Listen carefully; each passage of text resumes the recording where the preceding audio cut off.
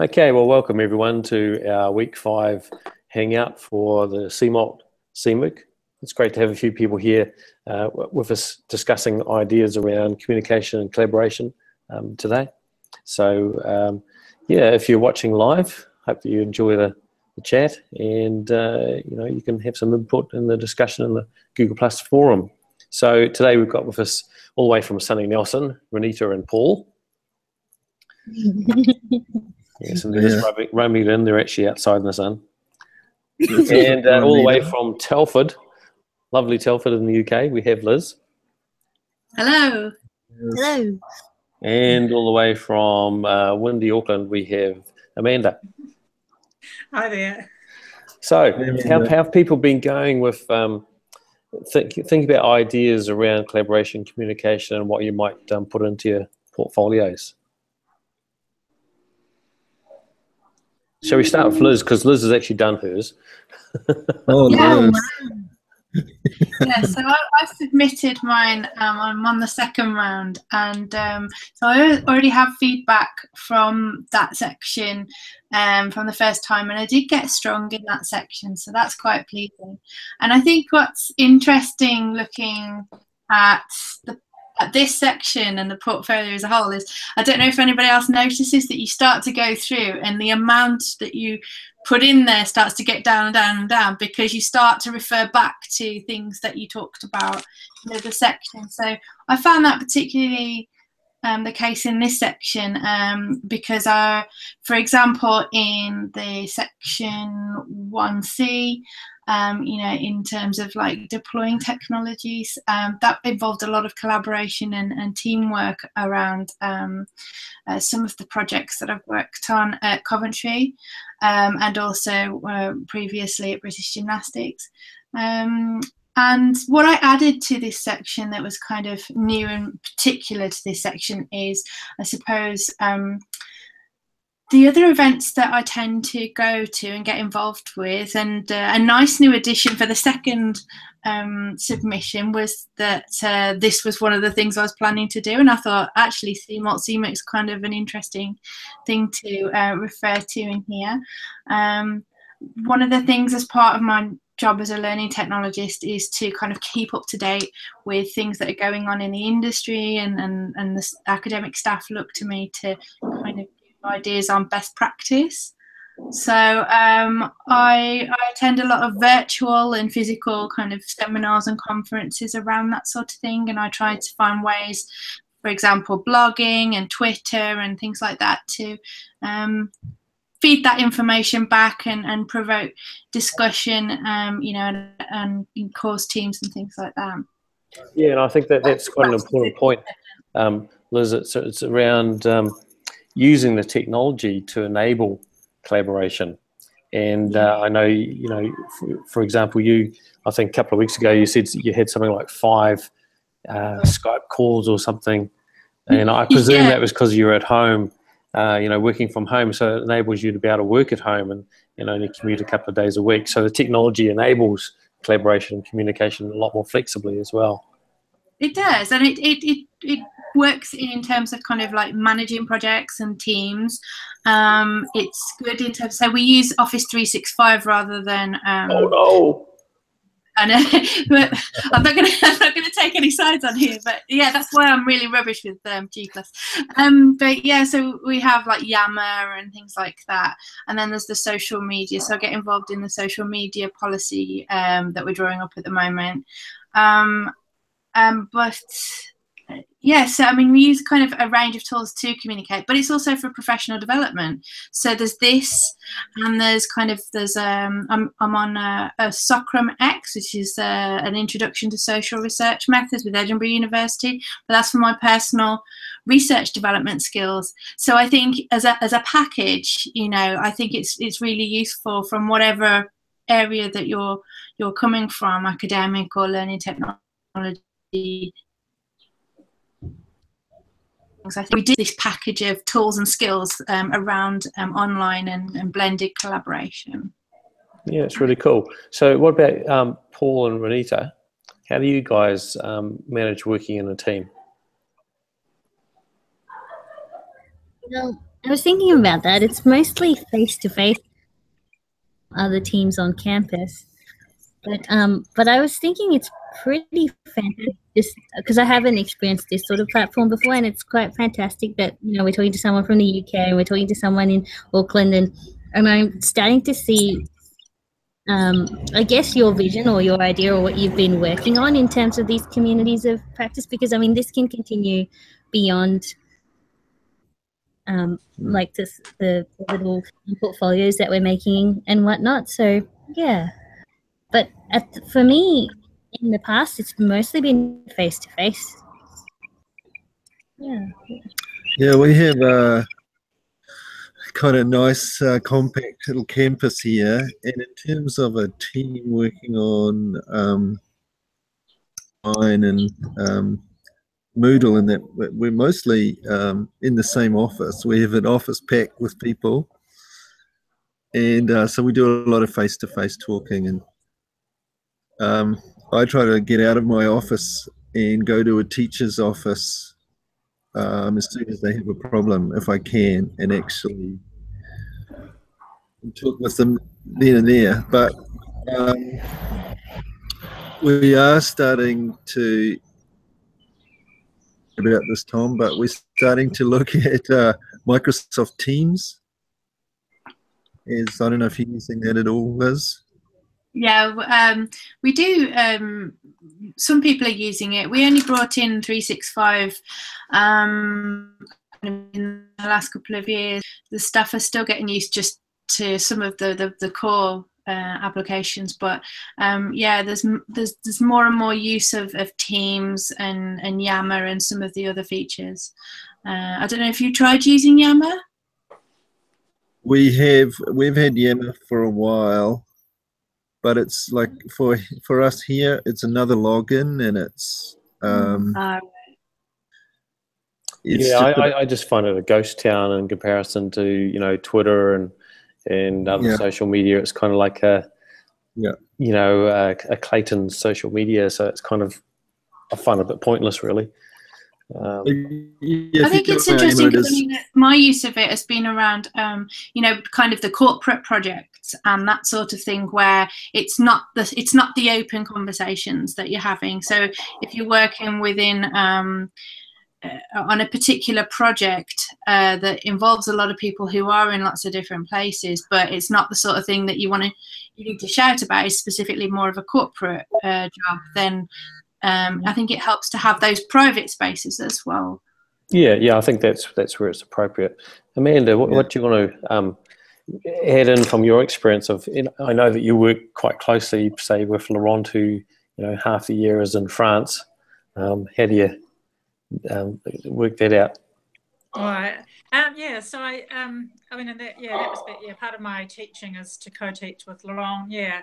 So we mainly use Hangouts if we're going to chat, or email. I suppose when he's away, he sort of has a separate life, really, because he's working on other projects. So we don't probably communicate a lot when he's away. But when we are in the same country, we use just things like voice messaging. So we co-teach, and then we go our separate ways for the rest of the day. And often there might not be time to sort of debrief about things that have happened or ideas for next week. And so he'll be in the car, and just rather than sort of phone and talk, which might go on and on, he just sort of records something and then sends me a link, which is sort of just a different way of sort of communicating. And I think maybe even trying to capture some of those moments as evidence, it would be a good idea, sort of recording some of those. I'd have to see. Yeah, but interesting hearing everyone's perspectives, because I think you're talking a lot about because you're learning technologists, so it's about working with a team. And so I was thinking to myself, well, I'm a lecturer, so who is my team? And so I guess for me, thinking about my portfolio, I'm thinking about my students as my team, and so there's going to be various ways. And my biggest teaching role is teaching online. So, I'm always thinking of new ways to communicate and collaborate. And so using, webinars and audio feedback, or use instant messaging, sort of all sorts of things. And then in terms of, you know, my team, as in my contribution to our teaching team, yeah, that's probably quite challenging because we work across 2 campuses. Auckland is, I think, one of the largest geographical cities in the world. It probably has one of the worst transport systems, and so actually to travel from one campus to the other for a meeting just makes no sense economically or time-wise or for the environment. But that's sort of a bit of a, because the institution likes us to use Zoom, which is fine, but the majority of my teammates think that face-to-face is the way to have meetings. And I think it's just a little bit of work to do, you know, to sort of introduce people to new ways of communicating that are actually just very practical, rather than people seeing sort of technology as a hurdle, just seeing as something that's just a sort of a thing that we're going to have to adopt more. Yeah, and that's a nice segue into saying hello to Todd. Hey, Todd. So welcome to Todd Stratton. He's one of the physio lecturers at AUT. And so just quickly to introduce to everyone else here, Todd, there's Amanda, you know, Amanda and Liz. Liz is from the UK. She's actually in Telford. And then we've got Paul and Renita who are at Nelson Marlborough Institute of Technology down here in sunny Nelson. Good morning, Todd. I was just kind of thinking, is this your first hangout? It is my first hangout, and yeah, do apologise for the delay. I made the admin mistake of trying something new without giving myself time to see what sort of plugin installed. My computer said no, but we managed to get there in the end. Yeah, so yeah, as Tom said, I'm here at AUT University. Was introduced to Tom probably be about a year ago, I think, Tom, just on a related topic in terms of using technology in our physiotherapy program. So one of my roles was working as a program leader. So my job was to look at the overall curriculum and make sure that we were meeting competencies for the university as well as for the physiotherapy board. And I guess, if anything, even though I've been at AUT for at that stage 9 years, it was a understanding of how much I didn't know in terms of what was going on in the wonderful world of education and how things could be delivered. And I've also got 3 children, one that's just going into high school and a couple that are in primary school at the moment. So that's ages from 9 through to 13. And just really seeing what they are being introduced to, and how, as a lecturer in tertiary, I was being naive to think that I didn't need to update myself as much as what I have done even over this last year. You know, I thought of myself as being fairly tech savvy. Plugins today probably would suggest not. But you know, I'd be one of those people that people would come to me to see how to go about things, or work out PowerPoints, or work out spreadsheets. But as far as understanding the pedagogy of how I was delivering things and seeing if there's new ways of doing that, or better ways to do that and to engage students, I guess that's my journey over the last year. So that's me. Yeah, it's really good to have you on board, Todd. And I think it's just a classic example of sort of illustrating collaboration and communication, and how technology is enabling that with using Hangouts and being able to connect this diverse group of people, which is fantastic. So great to have you along. And obviously, next time you connect, it'll be easier because you've got the plug in there. Exactly. And just like to say thanks heaps for comments from Liz, and it's always good to see what Amanda's posting. While we're in the same university, as you said, it is quite difficult to make connection with one another. So it's good to have these sorts of collaborations and seeing what each other are at, and you know, even for yourself, Paul, and those that you're working with down in Nelson, just seeing your ecology of resources and thinking about how might I approach my close team with that. So well done, guys. Yeah, and of course, Renita is going to be sharing her ecology of resources very soon. Great. and good to see on your whiteboard there, Amanda, your key things that you're working on, which good to see the software conference there is one of those. Which you're all invited to, of course, even Liz. Oh, brilliant. So it's 15th to 16th of February. It is a face-to-face conference in Auckland, but you know, there's a good excuse to travel to Auckland. Of course, you've got to find the money. Especially if they subsidise airfare. Yeah. Hey, well, is there anything anyone else would like to share on collaboration, communication, how they're doing? Any questions? Any issues? No, it's just great. Yeah, just reiterate Todd's idea about thanking people. Yeah, I must say this is sort of probably the busiest sort of couple of weeks in the year for us, entering grades and those of us that are program leaders and have other sort of roles. So yeah, I have been a bit absent, but I did enjoy, Liz, and particularly your response got me thinking. I went away and looked up some of the sort of the references that you had used. So yeah, I think it's great to be part of this community, and a forgiving one that people can sort of dip in and out. Yeah, I think just encourage everyone to, give formative feedback, and I think that's the way to really build the community. So thank you, everyone, and thanks for turning up. Oh, sorry, over to you, Liz.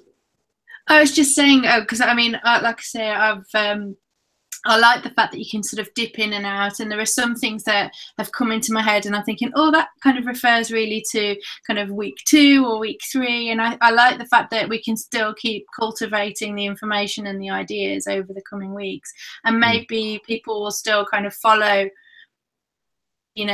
after the live end, if you like. I think that's nice. Yeah, I imagine. I mean, Amanda's a classic case. She did our CMALT CMOOC 3 times so far.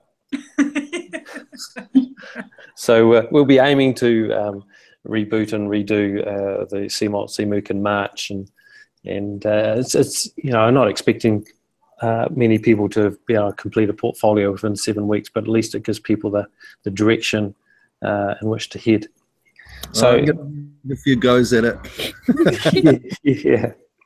But certainly special welcome to Todd. So great to have you on board, Todd, with our hangout today, and for your contributions, which have been really good. And it was just interesting the other day. I checked up on your blog, and some of the links weren't working, but apparently what it was you were updating it at the same time as looking at it, and all of a sudden there's all these new posters popping out everywhere. Yeah, I think what was happening was